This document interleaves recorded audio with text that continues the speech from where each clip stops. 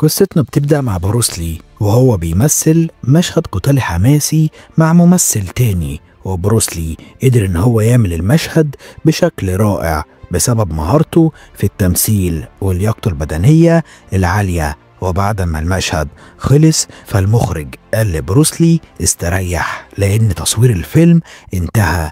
ولما بروسلي دخل الأوضة بتاعته فقابل ستيك، وستيك يبقى بلطجي وشغال في عصابة مافيا كبيرة جدا، وكان عاوز بروسلي ينضم لعصابته بسبب شهرته ولأنه مقاتل ملوش أي حل.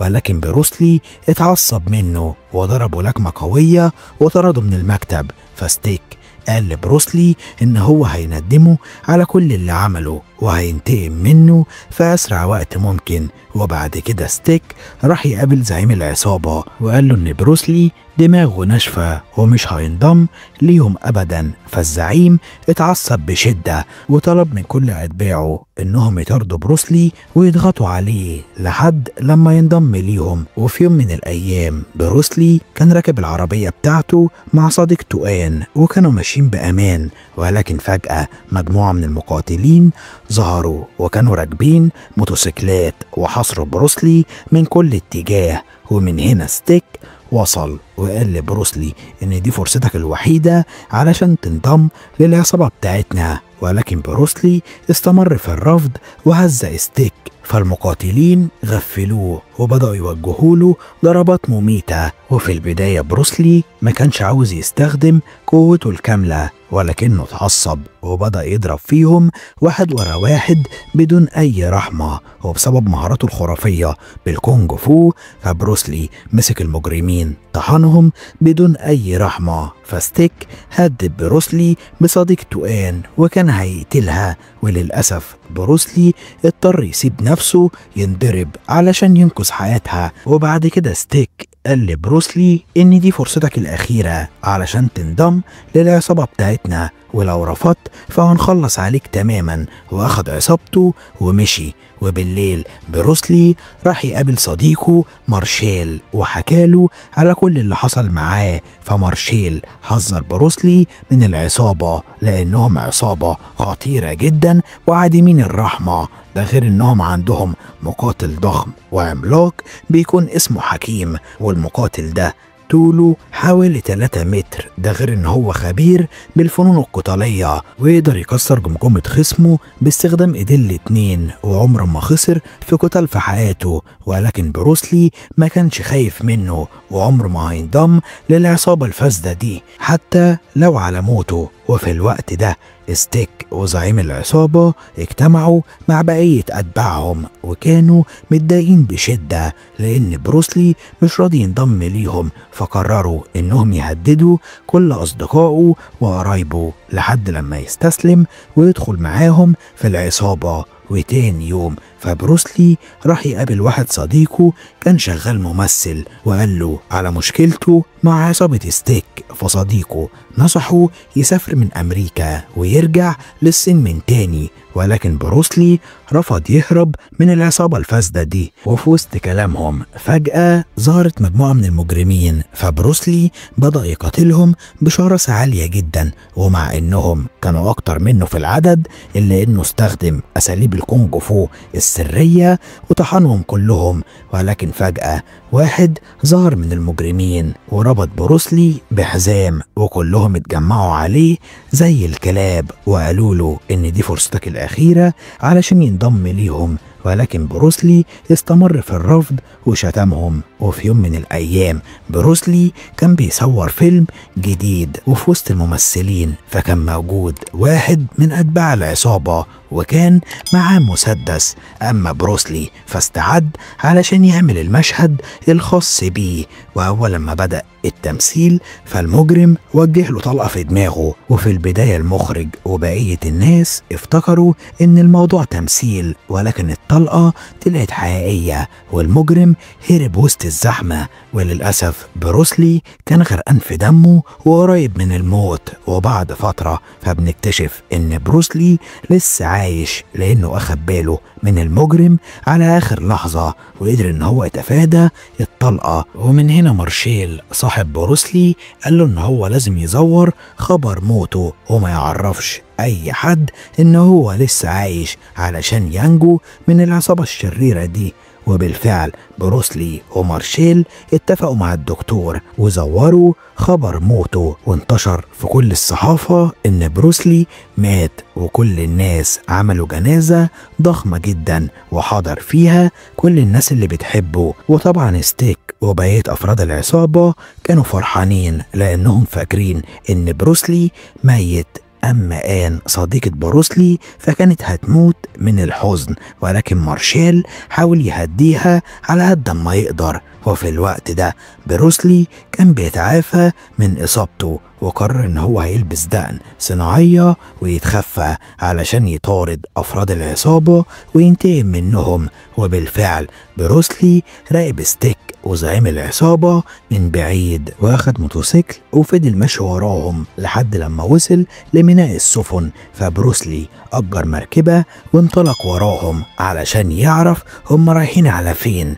وبالفعل بروسلي تتبع ستيك وزعيم العصابة لساعات طويلة لحد لما قدر يكتشف مكان المخبأ الخاص بيهم. وبعد كده تسلل في هدوء تام بدون ما أي حد من الحراس يلاحظوه وقفز من فوق السور. وبالفعل بروسلي دخل مخبأ العصابة وانتظر لما زعيم العصابة كان موجود لوحده وهجم عليه وكان عاوز يخنقه ويخلص عليه تماما.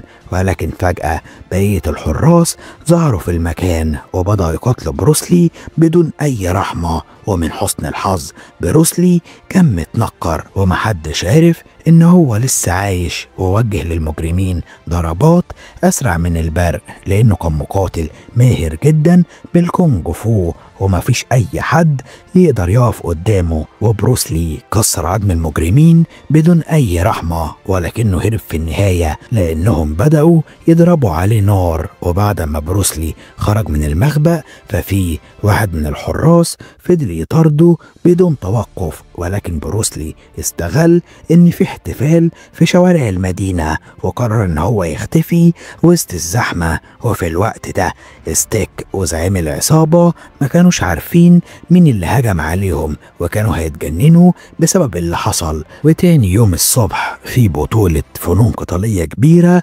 حصلت وآلاف الجماهير حضروا، وكان بيقاتل في البطولة دي كارل ميلر. وكارل يبقى واحد من أتباع ستيك وزعيم العصابة وكان بيقاتل تحت اسمهم. أما بروسلي فتنكر على شكل راجل عجوز وانتظر فرصة للهجوم.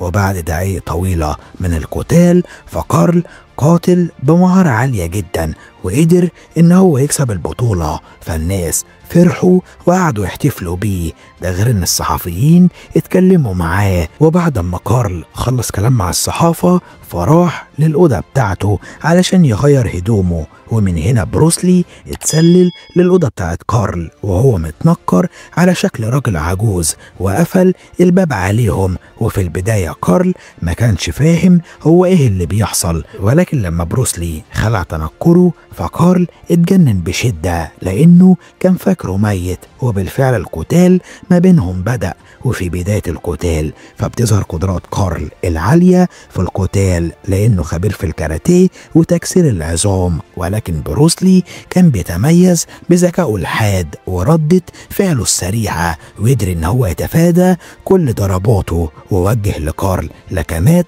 مضادة ودمره تماما. ولما بروسلي كان بيقاتل كارل فالصحافة وبقية أفراد العصابة سمعوا صوت القتال فحاولوا يدخلوا للأوضة. ومن هنا بروسلي وجه رجل الموت لقلب كارل وخلص عليه تماما وهرب قبل ما الصحافة وأفراد العصابة يوصلوا له. وتاني يوم ستيك وزعيم العصابة اتجننوا بشدة وما كانوش عارفين هو مين اللي قتل رجالتهم واحد ورا التاني. ومن هنا ستيك قال لزعيم العصابة إن الشخص اللي بيقاتلهم أسلوبه القتالي مشابه لبروسلي، وقال لزعيم العصابة إن ممكن بروسلي يكون لسه عايش لغاية دلوقتي. وفي البداية الزعيم ما كانش مصدق، ولكن ستيك راح مع العصابة وفتشوا في المقابر، ولما فتحوا قبر بروسلي فاكتشفوا ان الجثة الموجودة عبارة عن لعبة، وعرفوا انهم اتضحك عليهم. فالمجرمين طردوا آن صديقة بروسلي وخطفوها. وبعد كده ستيك قابل مارشيل وطلب منه يبلغ بروسلي ان صديقته اتخطفت، وعلشان يرجعها فلازم يسلم نفسه الساعة 10 وإلا آن هتموت. وطبعا مارشيل بلغ بروسلي وعرفه بكل اللي حصل، وبروسلي قرر ان هو لازم يروح لمخبأ العصابة علشان ينقذ صديقته آن. وبالليل بروسلي اتسلل بهدوء تام للمكان اللي آن مخطوفة فيه وحررها من الأسر. ولكن فجأة أفراد العصابة حددوا مكانه وحاولوا يدخلوا المستودع بالموتوسيكلات، فبروسلي أنقذ آن وطلب منها تستخبى. أما أفراد العصابة فكسروا إزاز المستودع ودخلوا علشان يخلصوا على بروسلي، فبروسلي استخدم قدراته في التسلل وبدأ يهاجم أفراد العصابة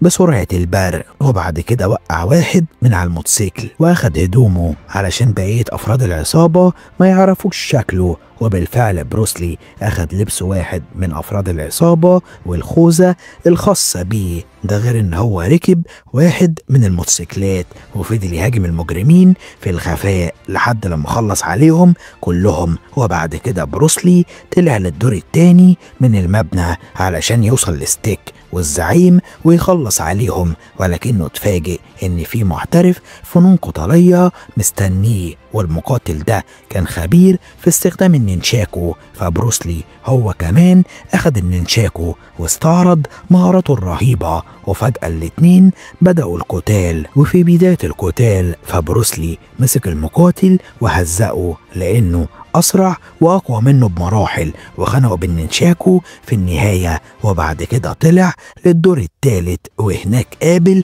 مقاتل تاني، والمقاتل ده يبقى خبير في الكاراتيه ومحترف في توجيه الضربات الخطافية. وفي البداية بروسلي واجه مشاكل في السيطرة عليه، ولكن مع الوقت بروسلي درس اسلوب خصمه ورجع للقتال ومسك لاعب الكاراتيه ودمره تماما. ولما بروسلي وصل للدور الرابع فاتفاجئ بالمقاتل حكيم، وحكيم يبقى واحد من حراس ستيك وزعيم العصابة، ولكنه كان ضخم جدا وطوله 3 متر، ده غير ان هو ماهر في الفنون القتالية. وللأسف الشديد بروسلي واجه مشاكل كبيرة في السيطرة على حكيم واتمسك الطحن بسبب فرق الحجم الهائل ما بينهم، ولكنه قدر ان هو يتحمل لحد لما حكيم نفسه بدأ ينقطع وتعب في النهاية. ومن هنا بروسلي استغل الفرصة وبدأ يوجه له ضربات في رجليه علشان يعجزه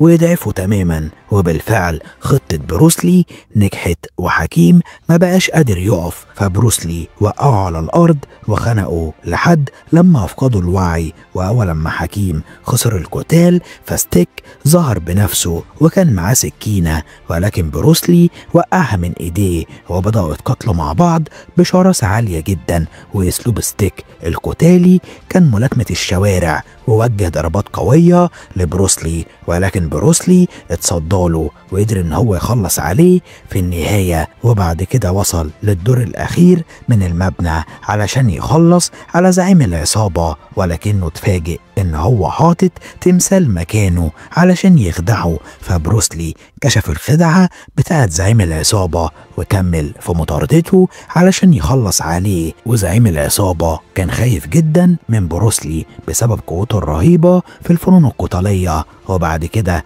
أخد نفسه وحاول يهرب من على سطح المبنى، ولكن إيديه فلتت ووقع من مكان عالي جدا ومات. وبكده بروسلي انتقم من جميع أفراد العصابة لأنهم حاولوا يقتلوه، وأثبت إن هو مقاتل قوي عديم الرحمة ومفيش أي حد يقدر عليه. وبعد كده بدأ يكتب أسلوبه القتالي المميز ده، غير إن هو اتمرن على بعض الحركات السرية الخاصة بيه. وبعد كده بتنتقل بينا الأحداث لشينكو، وشينكو يبقى محارب ساموراي ياباني وواحد من أصدقاء بروسلي الأعزاء. وفي يوم من الأيام بروسلي وشينكو كانوا بيتمشوا وبيتكلموا عن الفنون القتالية، ولكن فجأة ظهر شخص وقال لهم إن في شاب أمريكي عاوز يتحدى شينكو في قتال وش لوش. فشينكو قبل التحدي، أما بروسلي فكان قاعد يتفرج عليه. والشاب الأمريكي كان بيتحدى شينكو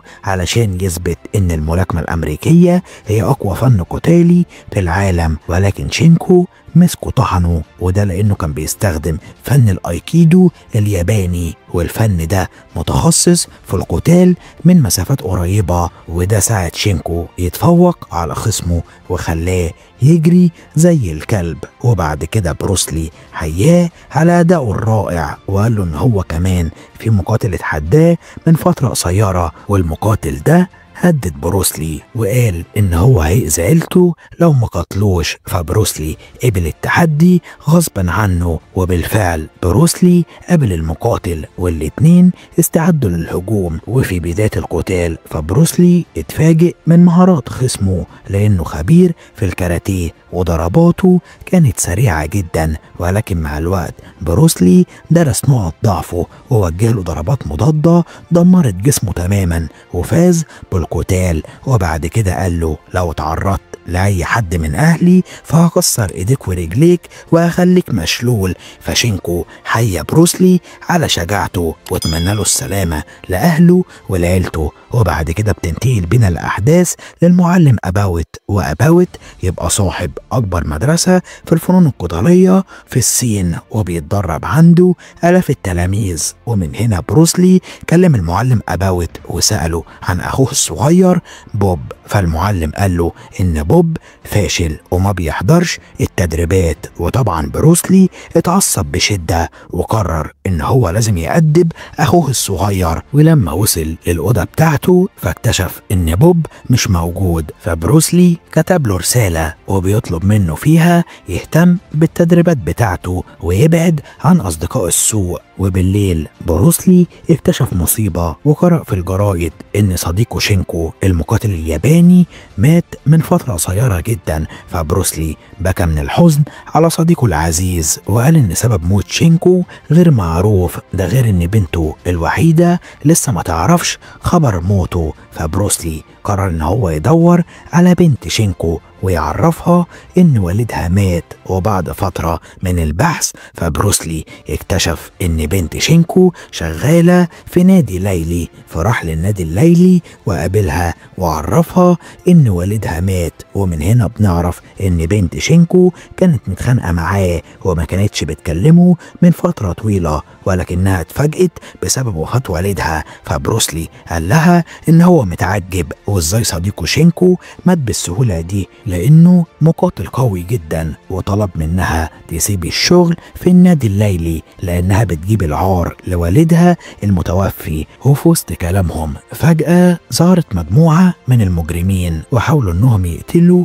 بنت شينكو، ولكن بروسلي اتصدى لهم بمهارة عالية جدا وقاتلهم بدون أي رحمة. ومع إن المجرمين كانوا أكتر منه في العدد إلا إن بروسلي اتصدى ليهم بمهارة وسرعة، ولكنهم اتكتروا عليه فاضطر إن هو يخرج بره النادي ويقاتلهم في الشارع. وبروسلي حارب بكل قوته، ولكنه لاحظ ان المجرمين بدأوا يحاصروه من كل اتجاه، فقدر ان هو يتفادى سيارتهم ولبسها في واحد من المباني، وبعد كده هرب وسط الزحمة بسرعة البرق. وتاني يوم في جنازة كبيرة جدا اتعملت لشينكو وبروسلي حضرها مع واحد من تلاميذه. وفي وسط الجنازة فبروسلي اتسلل وراه علشان يشوف جثة صديقه العزيز ويودعه للمرة الأخيرة. كبيرة، وأول لما وصله فاتفاجئ بمجموعة من الحراس ظهروا في المكان ومنعوا بروسلي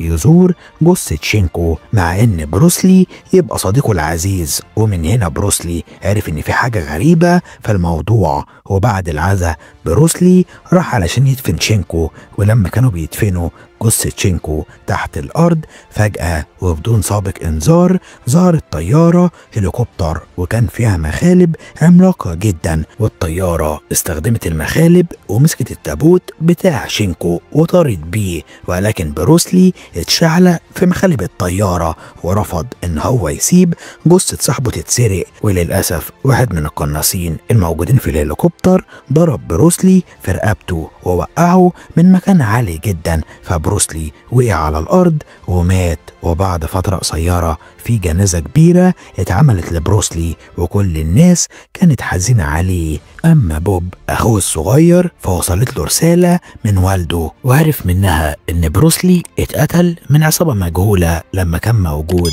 في عزا صديقه شينكو. فبوب أخد نفسه وانطلق لليابان علشان ينتقم لموت أخوه الكبير بروسلي. ومهمته إن هو كان يعرف مين الناس أصحاب الطيارة الهليكوبتر اللي خطفوا جثة شينكو وقتلوا بروسلي. وبالفعل بوب قابل المعلم أباوت وعرف منه القصة كاملة. وبعد كده أباوت قال له إن قبل ما شينكو صديق بروسلي يموت فكان يعرف معلم كونج فو أمريكي بيكون اسمه لويس، ولويس عنده مدرسة فنون قتالية كبيرة جدا، وعنده حارس شخصي بيكون اسمه فيل. وفيل دراعه الشمال مقطوع ولكنه ماهر جدا في الفنون القتالية وما فيش أي حد يقدر يقف قدامه. وبعد فترة فبوب راح لمدرسة لويس علشان يعرف مين اللي قتل شينكو وأخوه بروسلي. وأول لما بوب وصل لمدرسة الفنون القتالية فقابل لويس وقال له إن هو متدرب على الكونج فو،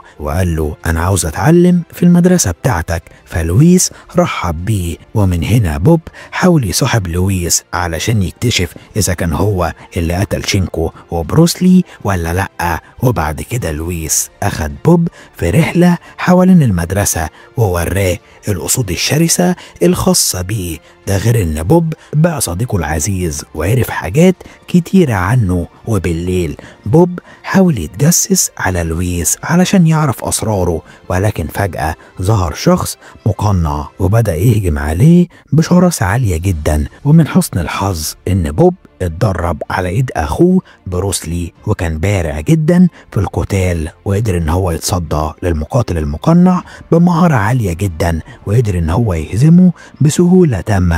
وبعد كده لويس وصل للمكان وسأل بوب هو كان بيتمشى في المدرسة بالليل ليه؟ فبوب قال له ان هو كان بيتمرن لوحده. فبوب كان شاكك ان المقاتل المقنع هو فيل ابو ايد مقطوعة. وفي يوم من الايام فبوب قابل لويس وهو بيفطر واتفاجئ ان هو بياكل لحم ني وبيشرب دم الحيوانات علشان يبقى مقاتل شرس زي الحيوانات بالظبط.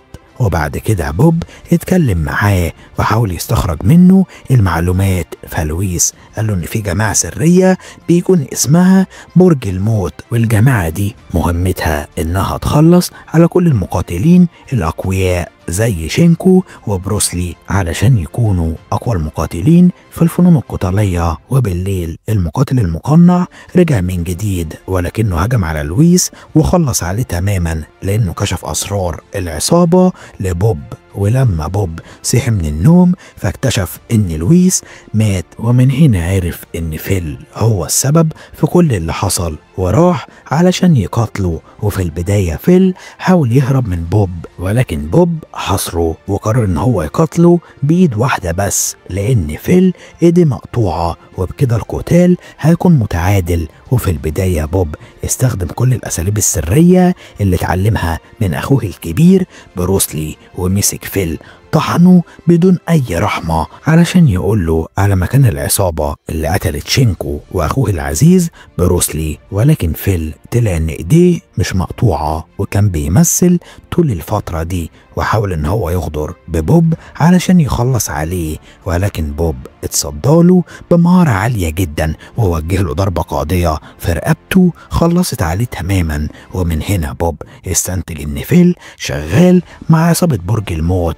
وهو اللي قتل شينكو وأخوه العزيز بروسلي. فبوب قرر ان هو هيحاول يوصل لقائد عصابة برج الموت علشان يخلص عليه وينتقم منه. وبوب كان عارف مخبأ جماعة برج الموت لما كان بيتكلم مع لويس، وقرر ان هو يتسلل بهدوء بدون ما اي حد يلاحظه. ولكن واجه بعض الحراس في طريقه، ومن هنا بوب مسك الحراس وطحنهم بسهولة تامة، وقدر ان هو يعرف المخبأ السري بتاع العصابة. واول لما دخل فاتفاجئ بمجموعة كبيرة جدا من المقاتلين لابسين لبس شكله غريب، فبدأ يقاتلهم بدون اي رحمة. ومن هنا بتظهر مهارات بوب الاسطورية بالفنون القتالية، لأن بروسلي دربه على الفنون القتالية وهو صغير وعلمه جميع أسراره. وبالفعل بوب مسك الحراس ودمرهم واحد ورا واحد، وفضل يضرب فيهم بدون أي رحمة، وما كانش في أي حد منهم قادر يقف قدامه. ولكنه اتفاجئ بمقاتل قوي ظهر على آخر لحظة، والمقاتل ده بيتميز بحجمه الضخم وقوته الرهيبة على التحمل وفي بداية القتال. فبوب قدر ان هو يعرف نقطة ضعفه، وقدر ان هو يسيطر عليه بسهولة تامة وخلص عليه في النهاية. ولما كان عاوز يكمل علشان يوصل لزعيم عصابة برج الموت، فاتفاجئ ان في طريق بيكهرب وبيمنع اي حد يعدي من عليه، فاخد حبل وخطاف وعلقهم في السقف وشق طريقه لغرفة زعيم العصابة بتاعة برج الموت. ولكن قبل ما بوب يهاجم الزعيم فهاجمه راهب خطير جدا، والراهب ده كان بيحمي رئيس العصابة وبيمنع اي حد ان هو يعرف هوية زعيم العصابة. وكان ماهر جدا في الفنون القتالية، ده غير ان هو كان بيستخدم سلاح خطير وكان هيقتل بوب اكتر من مرة. ولكن بوب قدر ان هو يتفادى ضرباته بمهارة عالية جدا، وقدر ان هو يسيطر على القتال. وبعد كده وجه له ضربة قوية افقدته الوعي. وبعد ما بوب غلب الراهب فاكتشف حاجة غريبة جدا، وهي ان رئيس عصابة برج الموت يبقى هو شينكو صديق بروسلي، وشينكو يبقى تاجر مخدرات كبير جدا وزيف خبر موته علشان البوليس يبعد عنه. ده غير ان هو كان بيحقد على بروسلي لانه مقاتل افضل منه، وقرر ان هو يخلص عليه بطريقة خفية. وفي البداية بوب كان متفاجئ جدا من كل اللي حصل، وما كانش مصدق نفسه لان شينكو يبقى صديق بروسلي العزيز من ايام الطفولة. ولكن شينكو استجمع قوته وبدأ بالقتال، وللأسف شينكو كان قوي جدا لأنه اتدرب مع بروسلي وعنده خبرة كبيرة في الفنون القتالية. ولكن بوب ورث قدراته القتالية من أخوه الكبير بروسلي، وبوب قدر إن هو يقاتل شينكو بكل ما عنده ورفض الاستسلام. ومن هنا بوب استخدم ذكائه وقرر إن هو يخدع شينكو أكتر من مرة وكان هيقتله. فشينكو أخد سيف خشبي وبدأ يستخدم أساليب الساموراي علشان يخلص على بوب تماما. ومن هنا بوب بدأ يفتكر تعليمات أخوه الكبير وكل النصايح اللي أخدها منه، وقدر إن هو يستخدم فن القتال اللي بروسلي علمهوله. ومع الوقت بوب بدأ يتفوق على شينكو بصعوبة شديدة. وأول لما بوب قرب يفوز فشينكو غير السيف الخشبي الخاص بيه واستخدم سيف حقيقي علشان يقتل بوب ويخلص عليه تماما. ولكن بوب اتفادى ضرباته بمهارة عالية جدا ووجه سيف شينكو لقلبه وقتله باستخدام سلاحه. وبكده بوب انتقم لموت اخوه الكبير بروسلي ورجع حقه من جديد. وده كان ملخص سلسلة افلام لعبة الموت. انا مينا اسحاق. فلو عجبك الفيلم فما تنساش تحط لايك وتشترك في القناة وتفعل زر الجرس علشان يوصلك كل الملخصات النهارية. وما تنساش تعمل متابعة على صفحة الفيسبوك علشان تقول لنا على الافلام اللي تحب نلخصها لك. اشوفك الفيلم الجاي يا صديقي. يلا سلام.